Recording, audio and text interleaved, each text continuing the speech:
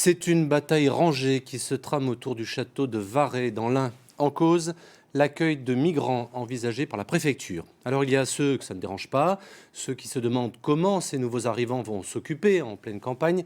Et puis enfin, il y a ceux qui sont résolument contre. Bref, tous les ingrédients d'une polémique racontée par Franck Grasso et Sébastien Alec. C'est un ancien château fort du XIIe siècle, restauré au XIXe.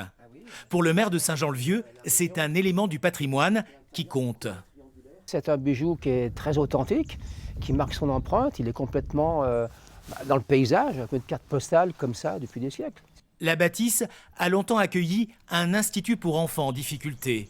Aujourd'hui, l'accueil de migrants semble à l'ordre du jour. Une idée qui agace l'élu. La carte postale est séduisante. La forêt, etc., les champignons, mais ce n'est pas tout, c'est pas ce qu'ils recherchent. Eux, le vrai lien social, c'est d'avoir une structure urbaine où ils puissent avoir un ensemble de réponses avec des services adaptés. La nouvelle a fait le tour du village, jusqu'au cœur des vignes où une crainte s'affiche. Et la peur de l'inconnu divise la population.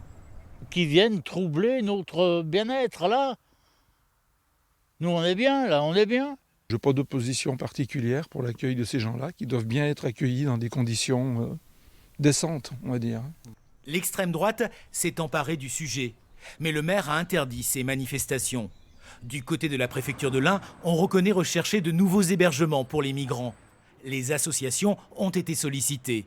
Le château de Varay représente effectivement une piste.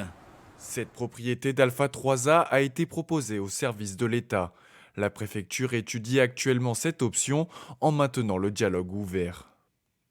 Nous avons pu pénétrer dans la propriété avec la responsable communication d'Alpha 3A.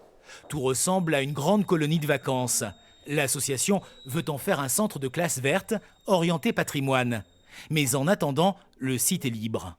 Le château ne va pas être occupé jusqu'à 2025-2026, le temps de mettre en place ce projet. Forcément, on a un lieu, vous le voyez, qui est déjà aménagé et qui peut accueillir du public. Donc si l'État en a besoin pour accueillir en urgence des personnes, notre rôle, c'est d'y répondre favorablement. La décision appartient désormais à la toute nouvelle préfète de l'Ain, dont c'est le premier dossier à gérer.